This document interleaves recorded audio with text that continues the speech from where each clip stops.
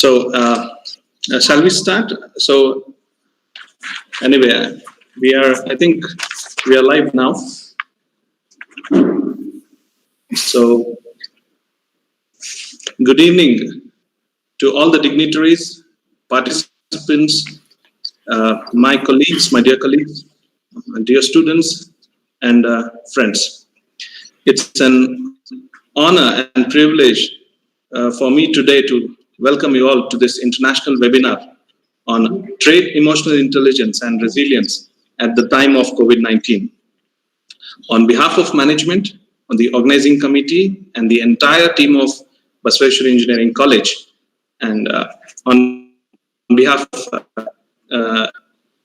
London Psychometric Lab, UCL, it gives me a distinct pleasure to heartily offer you all welcome to the speaker. Firstly, I'd like to welcome the speaker of today's webinar, Dr. K.V Petrides, Professor of Psychology and Psychometrics at University College London, and the president of today's webinar, Dr. S.S. Ingigneri, who is the principal of Basaveshwara Engineering College Autonomous, Bagalkot.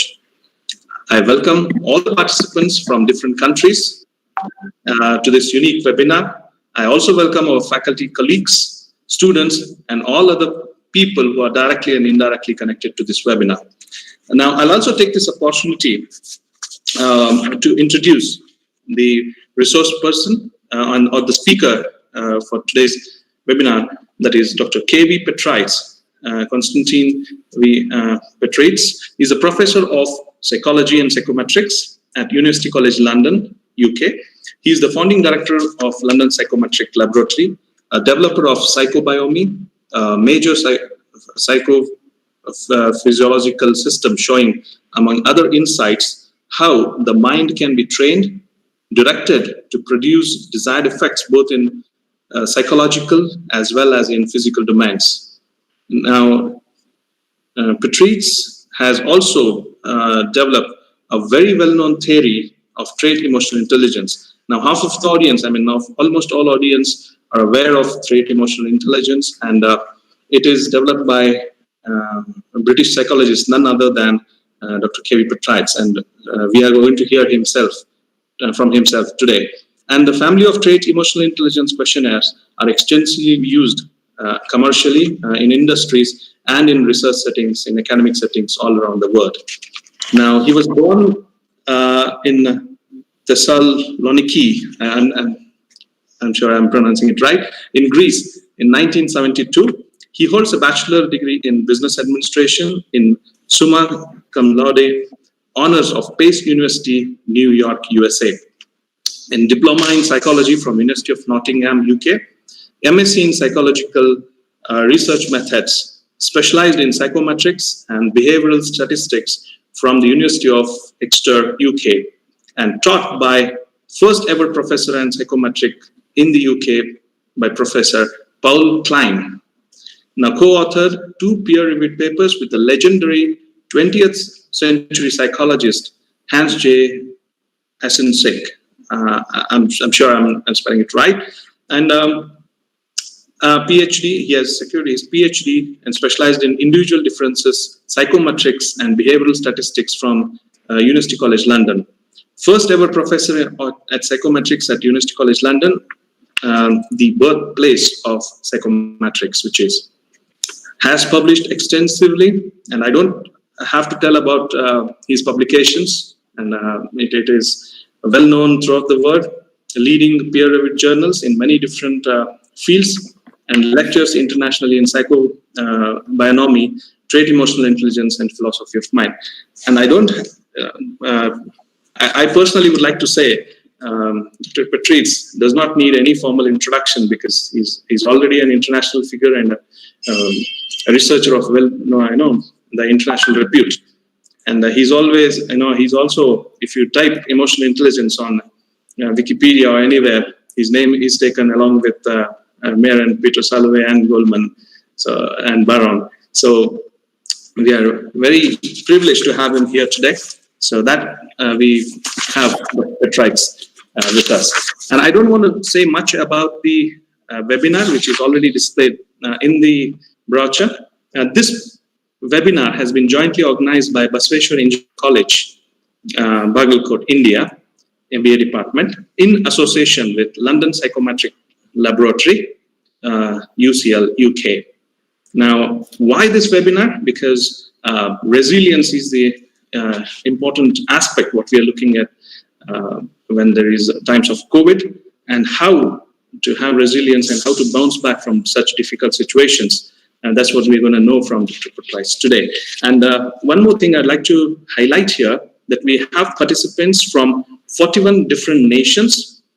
And I'll name some of them, that is Argentina, Australia, USA, Portugal, South Africa, Austria, Greece, Italy, Malaysia, Russia, Spain, Switzerland, Netherlands, UK, of course, which is also the host country, India, of course, which is also host country, Greece, Hong Kong, Czech Republic, Denmark, and the list goes on. And I don't think I need to do this thing.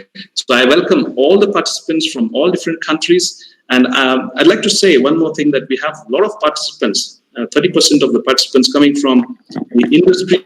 I welcome all of them, and our faculty friends and students who are attending this. So that was it. So now, let me take this opportunity to formally to ask our beloved principal, who is the president of this function, Dr. S.S. Engineering, to address the gathering, please.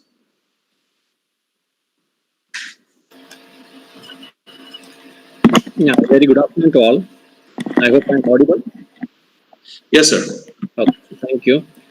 First of all, on behalf of the management of BVV Sangha and my own self and all the entire BC fraternity, take this opportunity to welcome Dr. K.V Petrides, University College London, who has readily accepted to be the key speaker for this particular international webinar. And before I forget, I also would like to congratulate Dr. Anji for having organized this for the benefit of the people across the globe.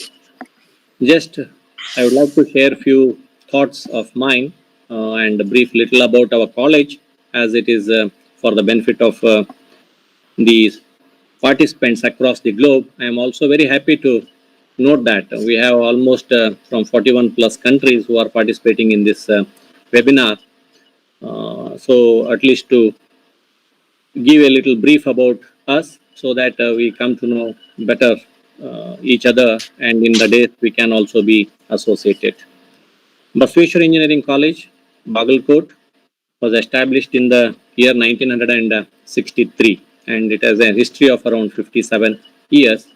And we are one of the constituent colleges of a trust called BVV Sangha, Basveshwara Veerashaiva Vidyavardhaka Sangha, headed by Chairman Dr. Veeranna Charantimat. And he also happens to be MLA of the Bagalkot constituency, where the college has been located.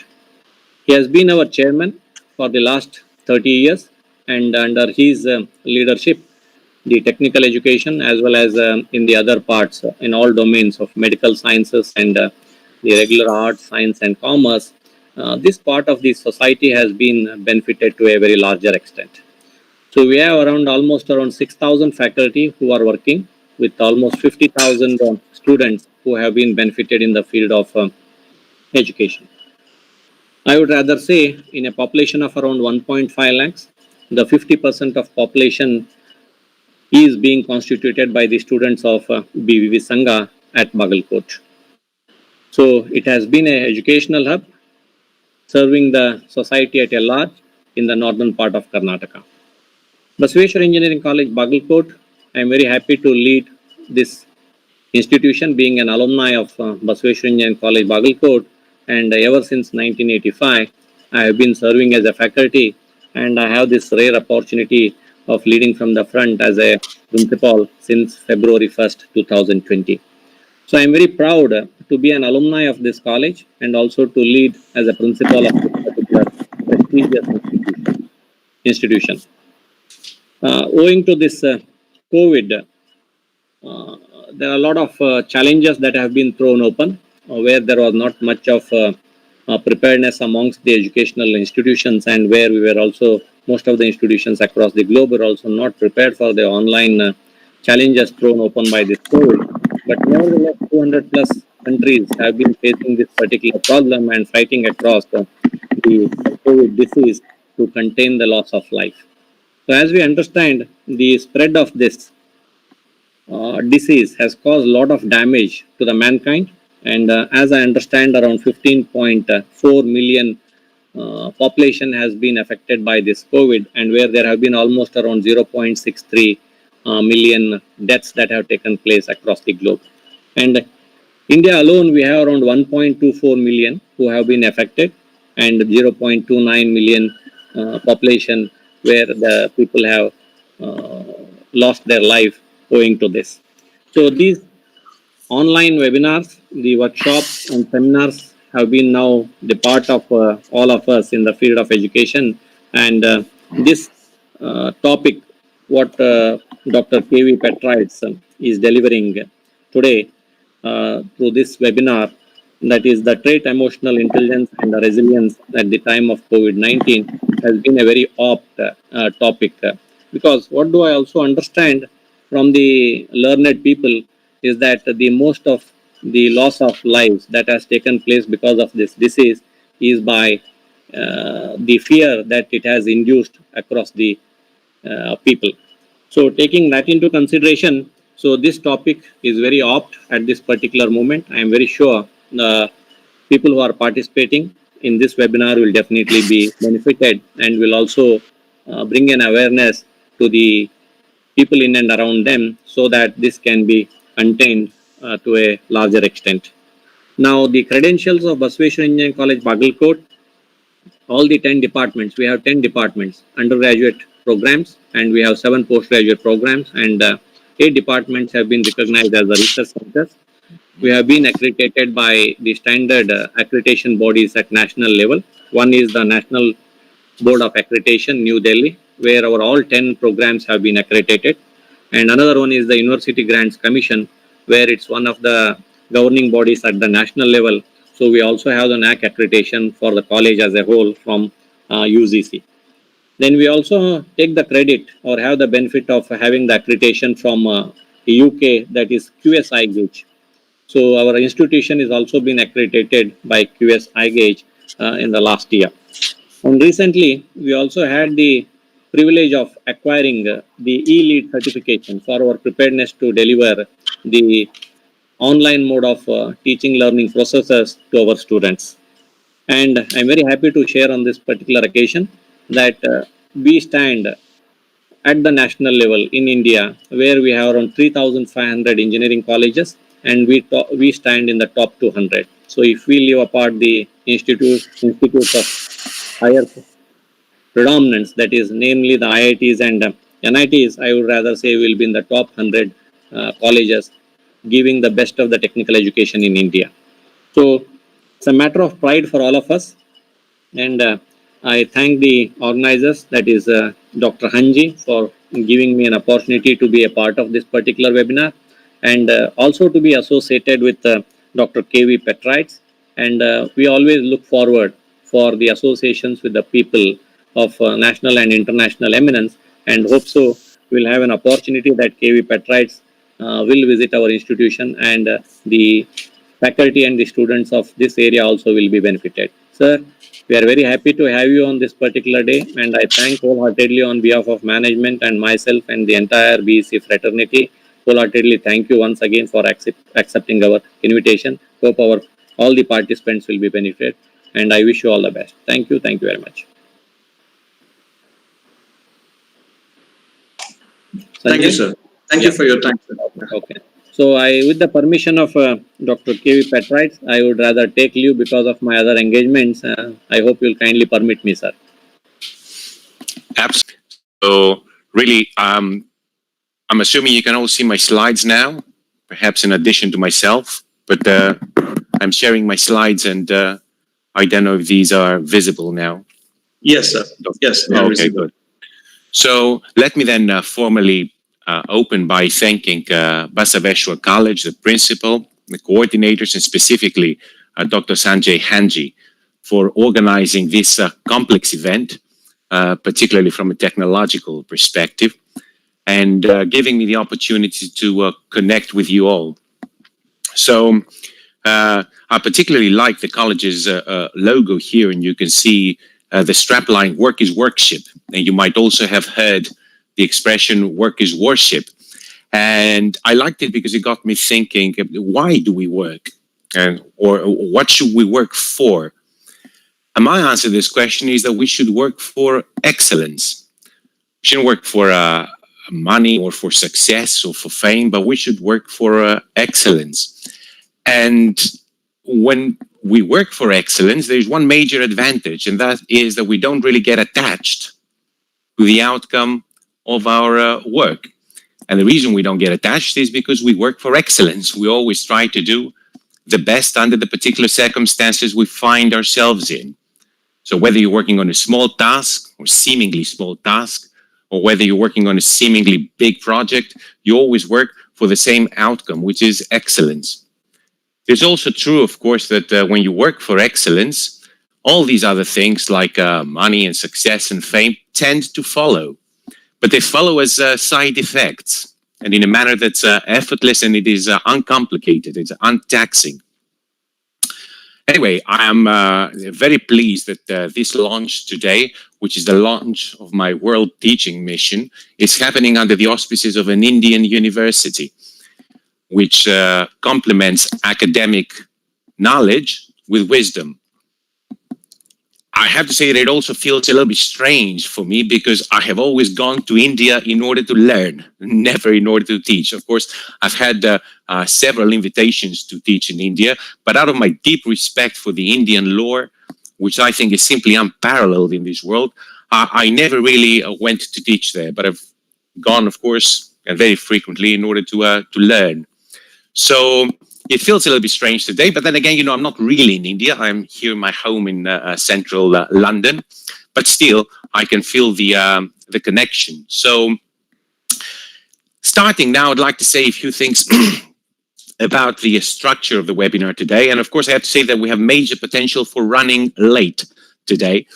And I hope that you have time and you're not particularly busy. And even if you are, I promise that it's going to be worth it. I'm going to make it worth it for you if you can stick around until the end. There's two sections to the webinar. The first one is on TraitEye, an introduction to the theory of TraitEmotional Intelligence, and also say a few things about the reach of the theory and the research program. And that I felt, this is pretty short, but I felt it was necessary because these days we are really drowning in webinars and training programs, and everyone with a webcam is uploading content. So I thought it was important to give you a small glimpse of some of the lab's achievements in order to help you put this webinar into context. And I will focus specifically and exclusively on scientific research contributions. We have very strong and constantly increasing commercial usage all around the world. Some of the world's biggest companies are using the lab's instruments and outputs, but I really don't want to start dropping names today and turn this into some sort of commercial advertisement. So I'd like to focus today strictly on the scientific impact. The second and main part of the webinar will really focus on TraitEye and specifically its relationship with resilience at the time of COVID-19, the current crisis. So let me start by saying a few things about what is TraitEye. Well, TraitEye is a theory that integrates personality traits, emotions, and intelligence, broadly defined. Hence, TraitEmotional Intelligence. TraitEye is a theory that helps you connect to the tremendous power and possibilities that are latent and waiting to be discovered in your conscious as well as subconscious part of your mind. So TraitEye helps you connect to the capabilities, the power that's already latent in you, the powers that's already latent in your emotional world. conscious as well as subconscious, as I mentioned before.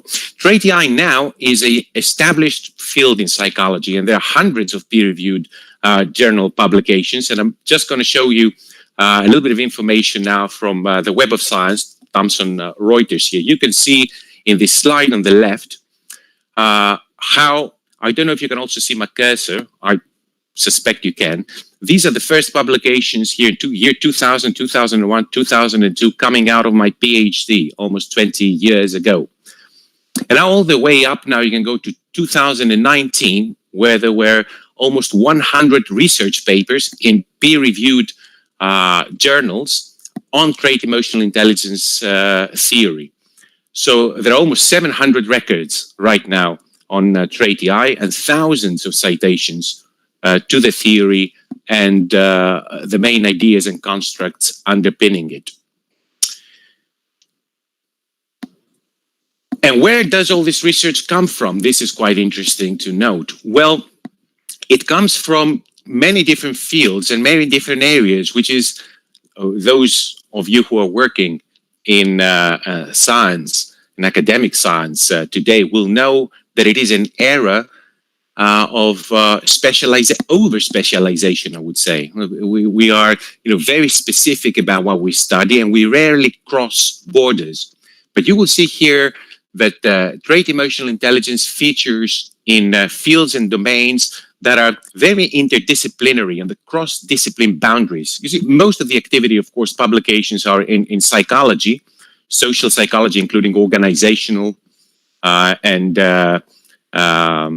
occupational psychology, educational psychology, clinical psychology, psychiatry, but then we also cross into areas like straightforward mainstream management, neuroscience, linguistics, behavioral genetics, mainline business publications, behavioral sciences, sports science, obstetrics and gynecology, medicine, family studies. So it's a theory that really breaks down barriers, which is really very rare, as I said, in this day and age of academic and scientific over-specialization.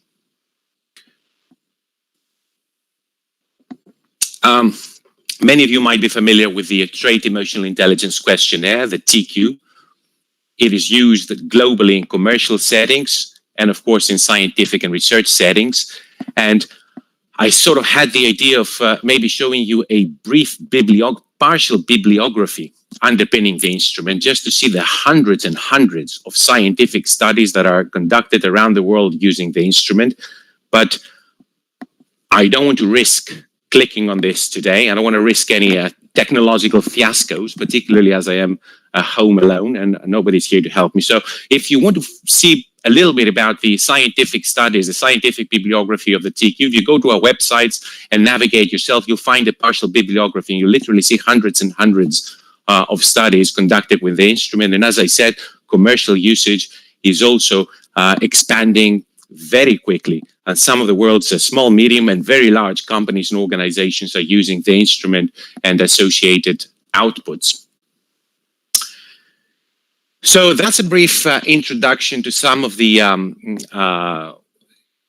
ideas, research outputs, and reach of the scientific program, which of course underpins this webinar today. And with that now, we can move into a specific aspect of TraitEmotional Intelligence that has come into sharp focus over the past few months, and that is resilience.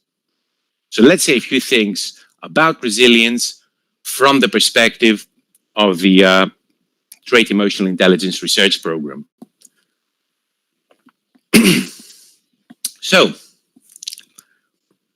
we could say that resilience is the quality that allows us to adapt in the face of hardship, in the face of adversity. Now, the first thing that I would like to note about resilience, the first thing that strikes me at least, is that resilience is amoral. Now, it does not entail a sense of morality. So, for example, you can be a very resilient criminal or a very resilient offender. Or you can be very resilient in the mismanagement of your life. And many of us know people who are extremely resilient in terms of digging a deeper and deeper hole to get themselves in their lives. They're very resilient in the mismanagement of their life. So there is a distinction, let's say, between resilience and morality. Yeah. And I think, from my perspective, that the moral virtues ought to take priority over resilience. And perhaps we could make a distinction between adaptive and maladaptive resilience. Resilience that is not good for us, in other words. That's what maladaptive means. A resilience that is bad for us. As I said, if you're a resilient criminal or you're very resilient in doing the wrong thing in life, that's not going to be to your advantage, ultimately. Adaptive resilience emerges with the attainment of self-knowledge. So, in other words, adaptive resilience emanates naturally in the self-realized individual. It's not a question of, how do I attain resilience? What do I need to do for it? It just simply flows along with the attainment of self-knowledge. Resilience, of course, has an emotional basis, and as a field of scientific research, it can be fully accommodated within the more general framework of TraitEmotional Intelligence.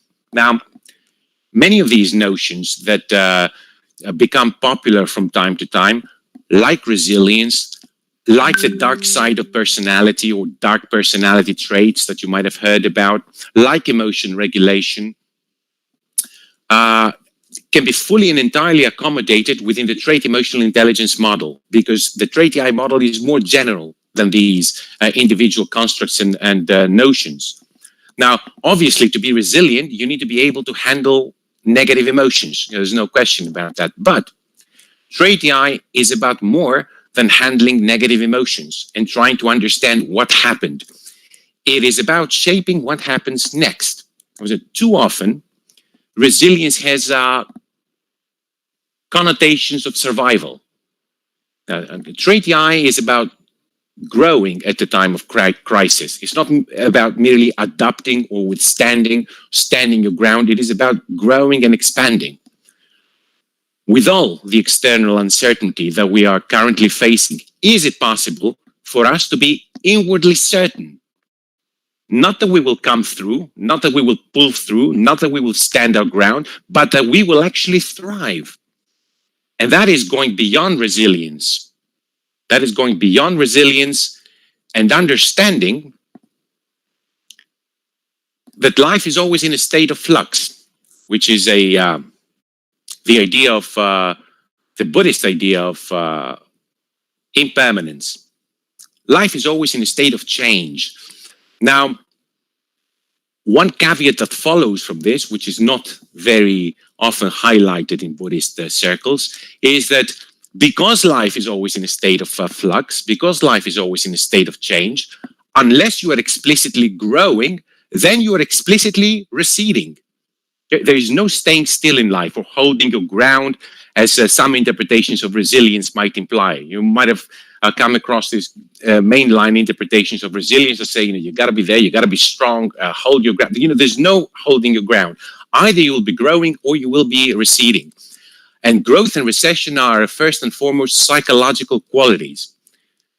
Inner growth eventually manifests as improving life conditions, while inner decrease eventually manifests as reduced life conditions. Now, both of these, of course, start within, psychologically. So you may appear to be standing your ground externally, but inwardly, you could be becoming immense, or you could be collapsing. But the point to understand here is that life is always changing. So unless you're growing, then you are receding.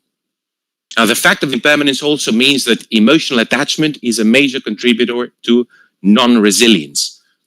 Yep.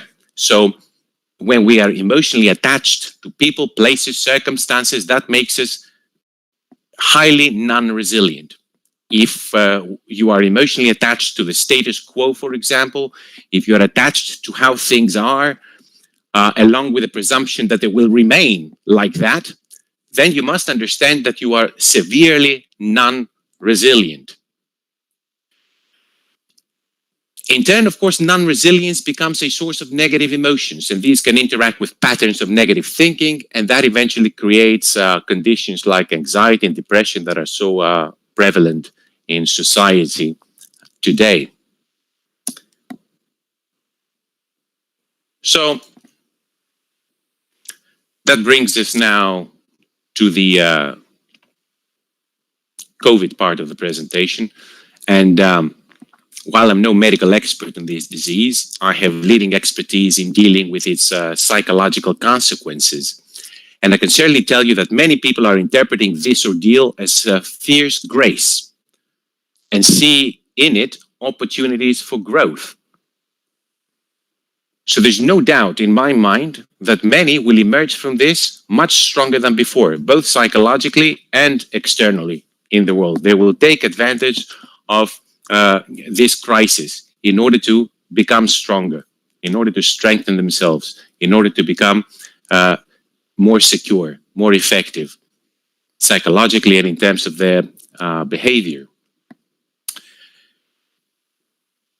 Now, irrespective of its origins and how quickly it will be resolved, which is still very unclear, COVID-19 or the responses to COVID-19, and I'm not really exploring today if the cure is worse than the disease, like many have argued, but irrespective of origins and how quickly it will be resolved, this crisis has shaken up the world in the space of a few short months. And you can see here some big changes in the way in which we greet ourselves, with the Eastern alternative, of course, being far more graceful, I think, compared to some of the novelties that are being proposed over here in the West, as is so often the case. And there have been many social as well as personal impacts that we are witnessing across the world. You know, social impacts are, for example, I've listed them in this slide, like office-based work is very severely affected. There is extensive evidence, incidents, examples of ageism in our society. There's social segregation, the Black Lives Matter movement that was born in the midst of this crisis. There's also been personal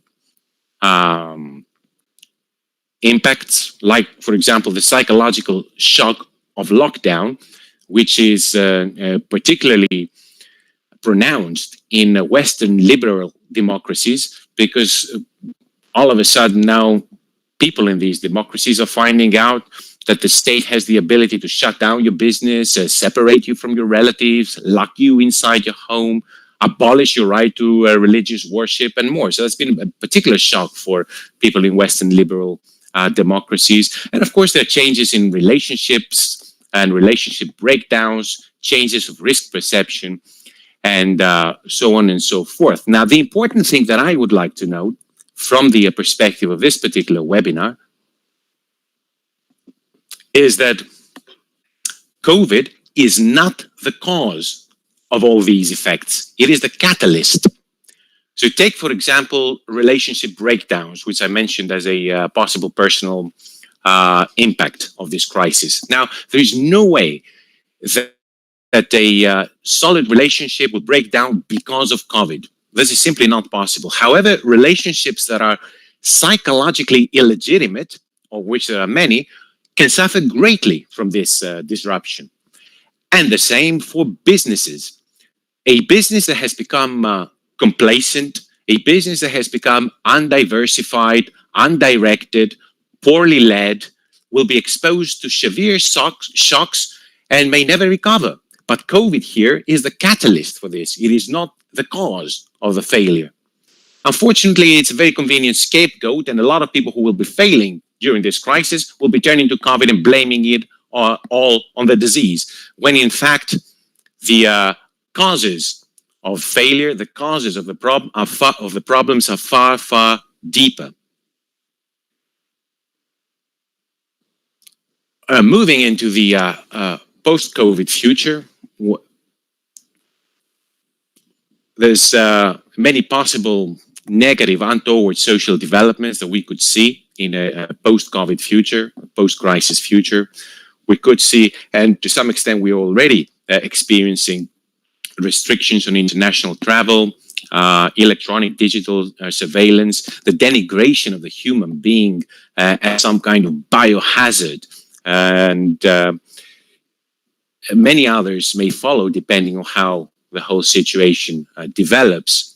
The important thing, again, that I would like to note for our purposes here is that the fundamental laws and facts of life will not be affected by this crisis. The perennial laws under which life unfolds will not be in the least affected by this turmoil. Life is not random. It unfolds according to certain laws and principles, and it is incumbent on us to discover and apply these laws in our life. Discovering these laws under which life operates is not simply a possibility, it is a responsibility for us. So we need to withdraw our attention, and attention, I should say here, attention is a vital resource. Attention is the vital resource today, not information. Attention is in short supply, not information. We are drowning in information, but our attention is our competitive advantage. Our attention is in very short, very limited supply. So we need to withdraw it from wherever it is that it is currently dissipated. For example, in so-called news programs or mindless entertainment, and we need to redirect it with laser-like precision to the investigation, discovery, and application of the laws governing the mind and the laws governing life.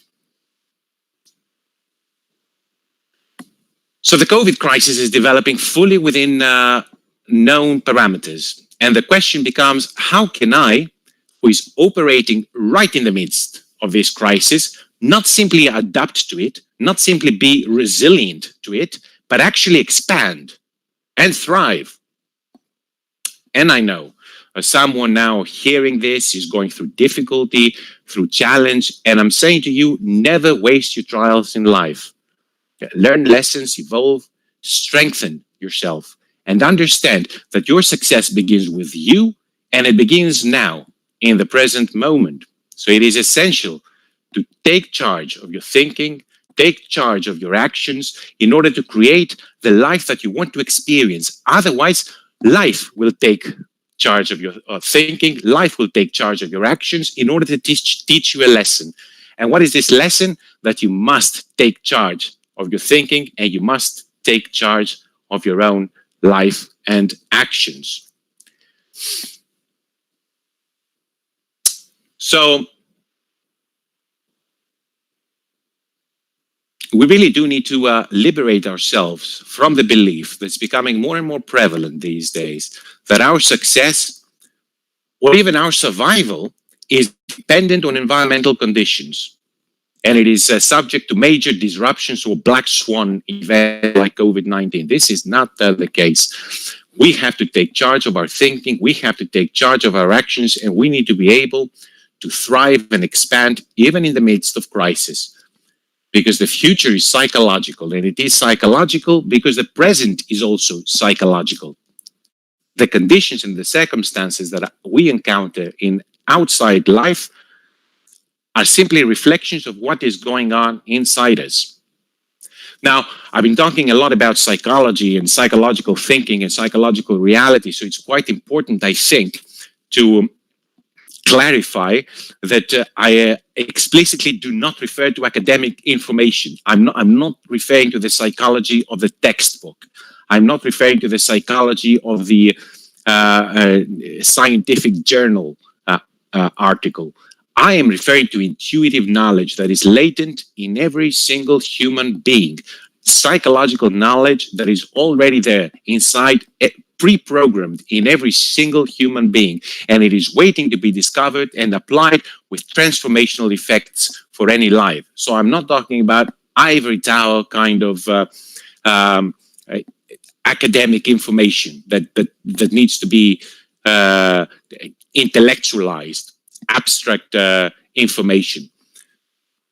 I am talking specifically about latent powers that wait to be discovered through their application, not through their memorization, as if you're going to write and attempt to pass an exam. That's the kind of psychology that I am referring to here today. And that brings me to the related question of psychology versus technology. And it's quite important to understand that the future is psychological. It is not technological. Because as I just said, the present is psychological and it is not technological. And I know that many of you out there listening today are students, so it's quite important for you to future-proof your career. We've seen with the COVID crisis a major failure of so-called artificial intelligence and predictive analytics. It's a major failure because the predictions of artificial intelligence and predictive analytics are obsolete at the very point of generation. As they are generated, they are obsolete because they have built-in obsoleteness. They are based on the unstated assumption that the past will keep repeating. And this assumption is, of course, wrong. This assumption is, of course, wrong, as we saw with the black swan event of COVID-19. Technology is a servant, it is not a master. So like it's serving us here today and bringing us together with excellent effects, I should say. So it is therefore inwards that we should turn the focus of our attention against the false promises of artificial so-called intelligence and the like. And that takes us back to square one. And what is square one? Know thyself. Know thyself, which is a maxim from 2,500 years ago. And this is self-knowledge. True self-knowledge is absolutely essential for long-term success, and it is the number one asset for conscious creativity. Now, most of us, unfortunately, tend to think that we already have self-knowledge, and we equate self-knowledge with the collection of memories and information about ourselves. So I like this and I don't like that, and I used to like this, but I don't like it anymore, and that is my favorite wine, and that is my favorite actress, and the collection of all these memories and information and preferences is myself, is self-knowledge. But this is not self-knowledge. Self-knowledge is something that is direct, spontaneous. It is not mediated by the mind. And these are these issues and many more are explained in my grand system of psychobionomy, which owes a lot to Indian and Vedic philosophy of mind, as I have absolutely no time to explain right now, but will certainly do so in the future. And I will explain how this grand system of psychobionomy, which is directed and aims at the achievement of self-knowledge, is basically underpinned by Indian Vedic philosophy of mind. So, mind over matter is one of the messages of the webinar today. Mind over matter. Mind over matter equals determination. Mind over matter equals determination. So, it's either mind over COVID or COVID hanging over your mind. COVID and its effects hanging over your mind, like it's happening with millions of people today, right? What's going to happen to my livelihood? What's going to happen with my business? So this COVID disruption has gone to the core of their existence. But it is possible to come out of this, okay? Because COVID-19 will feed into life's background one way or another. Maybe they will find a vaccine, or maybe we'll just have to learn to live in this new normal, you know, with the restrictions, with the masks and whatever it is, with the social distancing. We will learn to live with this. Or maybe, as I said, a vaccine is going to come onto the scene and partially or completely resolve the problem. So COVID will feed into life's background one way or another, but your thinking style will not. The way that you think, the way that you live your life, the way your stream of cognition will be with you. It will not fade into the background, and it will keep producing results for you. So it's really important that you actually take charge of this, and you are on top of your thinking style and produce the results that you want to see, that you want to experience in your own life. So we've got to eliminate poverty thinking, eliminate sickness thinking, eliminate self-doubt, eliminate all these diseases of the mind. And one way that this can be done is through the application of the technologies that we are developing in my lab.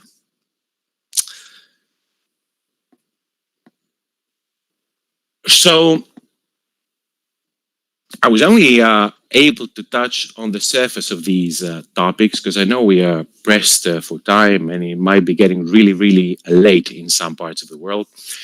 We are engaged in an effort of knowledge sharing in the lab simply because the world needs it today more than ever.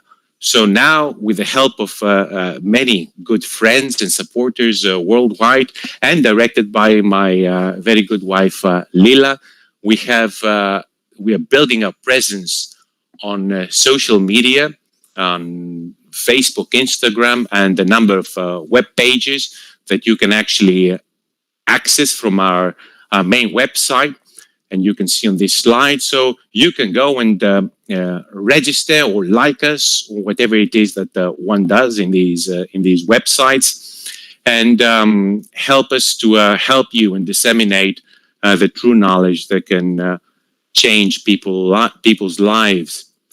And with this, I know that we have promised you a short Q&A session.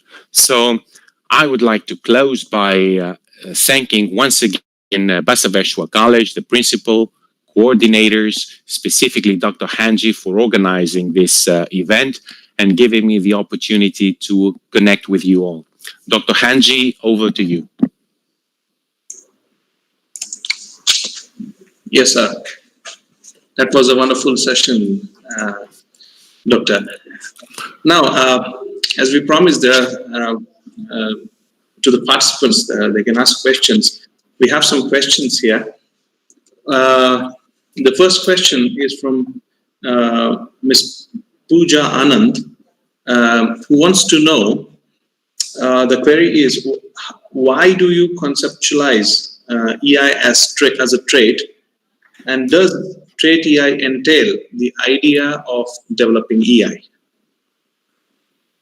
So, Yes. Yeah, that is an excellent question. Of course, goes back to the scientific literature. Now, trait-emotional intelligence is a very broad theory. It is not. I mean, some people see TraitEI as a subset of the EI literature. So they see psychology, which has many different divisions like educational, occupational, biological, cognitive, individual differences. Within individual differences, you have personality, intelligence, attitudes. Within personality, you have emotional intelligence. Within emotional intelligence, you have ability EI and trait EI. That's not the right way of looking at it. Trait EI is a grand theory of personality. It spans across many different areas. And the question, so in fact, in one of my latest papers, in the last couple of years, I explained how ability EI can actually be seen as a small subset of trait-emotional intelligence. So that's the first, that hopefully goes some way towards answering the first question. In relation to the second question, can it be developed? Absolutely is the question, the answer. Absolutely it can be developed, but it is not something that can be developed quickly in a rush, in a seminar, or as an afterthought. You really do need to apply yourself into changing your trait emotional intelligence, changing your personality, in fact, revolutionizing it. And revolutionizing it to an extent that you can actually create your own external life, because that's the final frontier, the final outcome is to actually create the external conditions, the external circumstances that you want to see in your life. And what I'm saying here today, through trait emotional intelligence theory, through psychobionomy, more significant, is that if you want to see this change in your external conditions, in your job, in your marriage, in your relationship, in your health, you really do need to start within, from your psychology. This is the main message today. So absolutely, you can develop and improve, optimize your trait emotional intelligence. You can actually develop, optimize, and improve your entire life, not just your trait EI or your psychology or your philosophy. You can really optimize and maximize your entire life, including, very significantly, external conditions and circumstances. Thank you, sir. So there is another question. by Vani Balal. Good evening, sir. She asks, how can we help students of all age groups to adapt to the changes what are happening now, especially to the school children? So could you repeat that, Dr. Hanji? How can we help? What she's asking is, she wants to know how we can help the students of all age groups adapt to the changes. Now, what the changes what are happening now? Yes. Well, students are not really different from adolescents or adults. They're not, obviously, they're more vulnerable and they need more direction, but they need to learn, they need to be taught, which is something that we're not really doing in most educational systems, certainly not in the Western world. They need to know that they have to take charge of their own thinking. They have to take charge of their own destiny. That's not something that we really, we're very busy teaching them English and maths and history, but we're not really teaching them basic facts about life. So, some of the things that I mentioned today and some of the things that I am expanding on in our various websites and social media are some of the very things that need to be adapted and taught into children. It's the same ideas, you see. The children and the adults are not. In fact, the reason why we have to teach this to adults is because they were never taught this knowledge when they were young, when they were children. So the same message that I am giving to adults applies to children as well. So obviously, people who have the ability and the knowledge and the talent to communicate with children needs to take these messages and adapt them for use with young children and adolescents. Yes. Yes. Okay, thank you, sir. That's very important, I think, for the children. Another question by Z Chan. He says, thank you very much, Professor. Could you please enlighten us on on the relationship between psychobionomy, Radix Intelligence, TraitEye, and personality?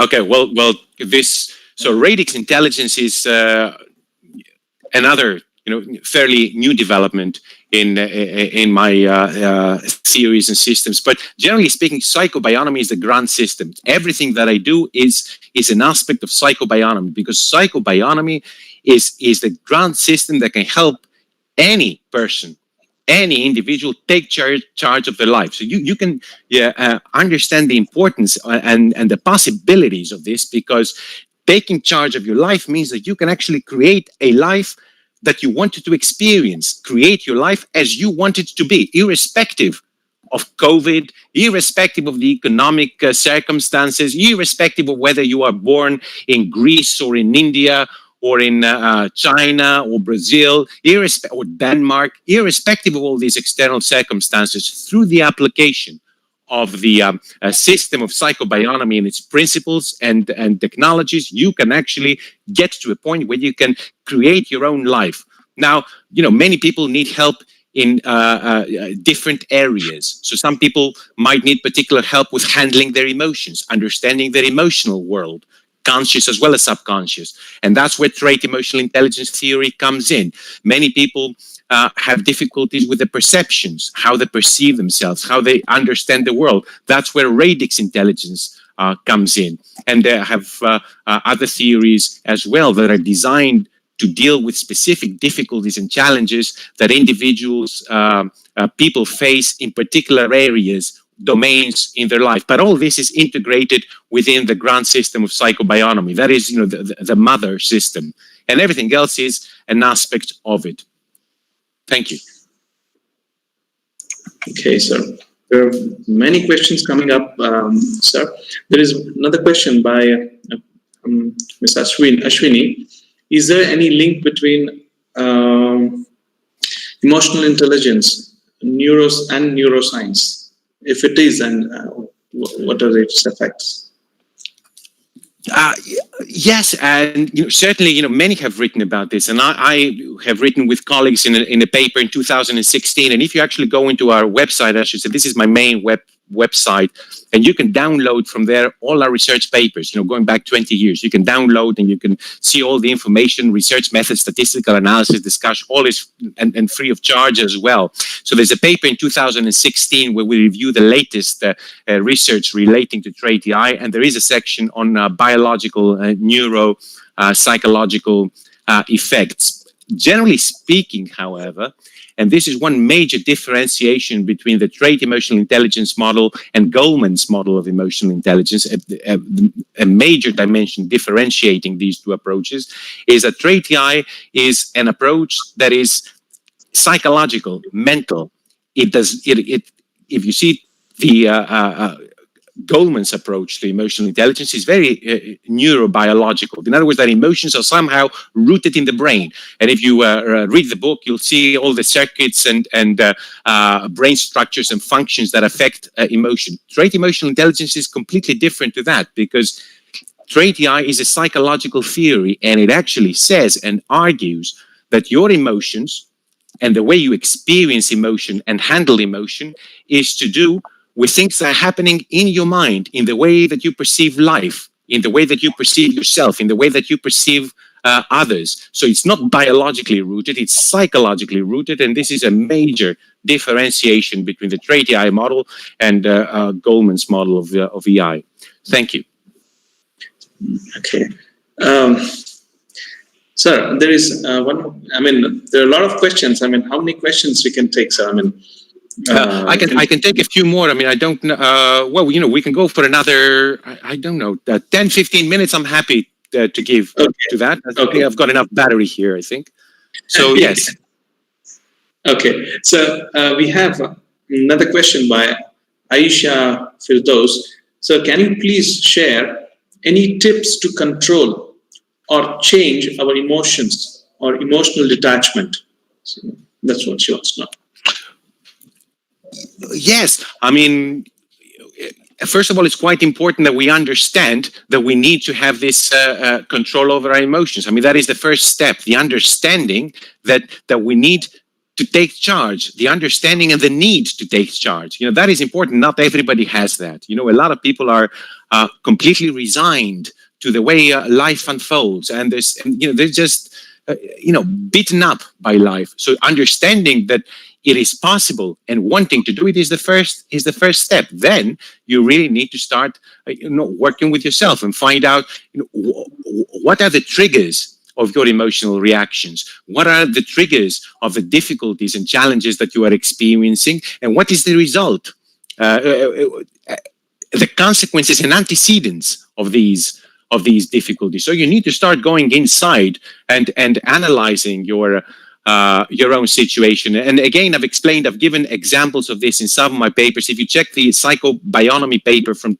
2019, I give an example of how we can actually do this analysis, this self-analysis that allows us to get to the cause of our emotional dysfunction and resolve it. So there's not a tip per se, other than to say that you have to work with your own psychology. That's very important, you see, because some people just are lying flat and completely helpless in terms of what life serves them, and they just sit there and think. Other people think that it is beyond their control. What can you do? They're trying, but they think this is bigger than me. That's another wrong cognition, that whatever it is that I'm facing is bigger than me. That is always a falsehood. You are bigger than anything that comes and hits you, much, much bigger. So you've got to understand your own potential. You've got to understand your own possibilities that are there for you to be explored and exploited. So never give up. You've got to go inside, find your difficulties and resolve them. And always know that you are much, much bigger than anything that life can hit you with. Whatever life hits you with is something that you have actually created. You have created it in order to overcome it and understand the own power that's lying there inside you. Thank you. That's nice, sir. That's very encouraging. Sir, next question is by Bogdan Zadorsky. Excellent, he says, excellent presentation. What do you think is the role of TraitEI and testing for the self-improvement Do you believe that test-retest would lead to dynamically changing results? That is by Bogdan Zarowski from Montevideo. Yeah. Yes, again, I mean, that's, some of the questions require a lot of exposition, but test-retest, of course, one way of doing it and finding out if there are specific changes in your profile as a result of some kind of intervention that you have actually engaged in. So a lot of people will take the TQ, for example, find out where they stand for the time being, what the profile is right now, and then they will engage in some kind of intervention, trying to change themselves, optimize the profile, and later on down the line, they will retake the instrument and they will find what these changes are. And this can be a very informative process. So yes, test, retest, absolutely. It can be very helpful. And I think there was another part of this question which I might have missed. He says, well, we can move to the next one, Dr. Hanji. Try and take as many as we can. Sure. We have a question from Chandrasekhar K. Dr. Chandrasekhar K. He asks whether how meditation will help us to, control our emotions. It's absolutely essential. And of course, we don't have time to go into any, but I'm writing on meditation right now because, of course, the first thing that I needed to do was present the theoretical principles of psychobionomy, which has been very, very challenging. And I've been working on this for many, many years. But the next thing, which is obviously important, absolutely crucial, is the practical aspect. How do you apply it? And meditation is the number one tool. Yeah, I really don't think you can go through life without meditation, frankly. If from this meeting today, from this webinar, if you were to take one thing with you, if you are to remember one thing, this is practice your meditation. Yeah, meditation is the gateway to all these powers that lay latent inside. Through meditation, you are going to find inside you tremendous power, tremendous possibility. And meditation is the key. I mean, if you take one thing from this webinar, is establish a daily meditation practice and be faithful to it. Be faithful to your meditation. So it's indispensable. That's an excellent question. I'm very happy that I was able to discuss meditation in the webinar today. We have one more question. Last question. We're going to take it from Last Petrides. External conditions seems to be by definition external. Now, what do you mean by transforming our inner self? External conditions will also change, presumably towards a desired end. That's the question. Again, a very good question. What appears to be external is not really external. It's simply a projection of your own mind. So, there's no internal and external. So I'm just using this as a concession to communicating, but there's no internal and external. What we perceive as external conditions, external circumstances are simply projections of our own mind. There is a integration and oneness of mind. So basically what we appear to be experiencing in the outside world through our senses is simply a projection of our own mind. And when we understand that, then we also understand the possibilities of creating a reality exactly as we want to experience it. The reason why we are able to do that is because we can change our thinking style, we can change our perceptions and the perceptions of life, and these changes, when they happen deep inside us, then are reflected outside. But really, this reflection into the external world is not really that. It's, simply a way of experiencing your own self. There's no internal and external in the final analysis. What you're perceiving as external is simply an extension of your own mind. And by changing your own mind, you can, of course, cause changes to this extension. So, okay, sir. I think that's a very powerful message. And this, we can write it, we can wrap it up. Yes, of course. So I'm really sorry for other participants whose questions were still not answered, but I think most of them have been answered, and they were all satisfactorily answered, I hope. And it was a wonderful, eye-opening QA session, sir, what I have been through. And it was really, really interesting to know about psychobionomy, and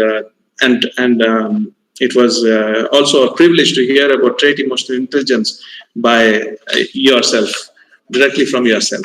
Yeah. And so we are on the fag end of this. Yeah. We are Thank you so much.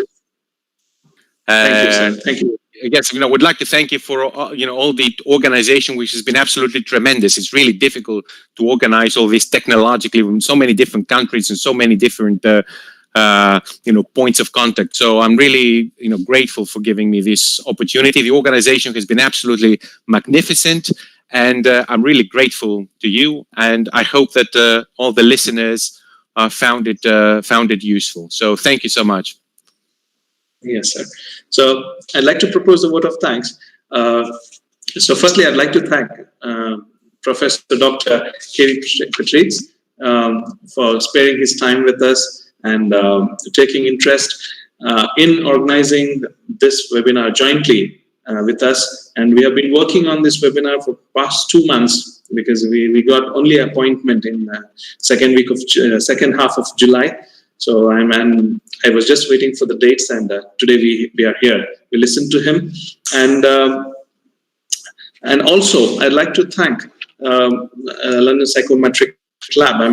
I think participants should know that where to reach him. That is on London Psychometric Lab, which is the website, official website, where you can reach to Dr. Petrides, and also you can download his research work there. And thank you, sir. And I also thank the management of BVV Sangha for encouraging us to carry out this webinar, and also our principal, Dr. S.S. Engineering, for encouraging and supporting us to do this, and all my faculty colleagues, students who helped us, and all the people who are directly and indirectly involved in this webinar. And most importantly, I thank the Center of Attraction, all the participants from all countries. Thank you very much for being with us here and taking benefit of this webinar. Thank you very much, and have a nice day. Thank you. Thank you, Dr. Thank you, sir. Thank you. Thank you very much, sir. Thank you. Thank you, sir.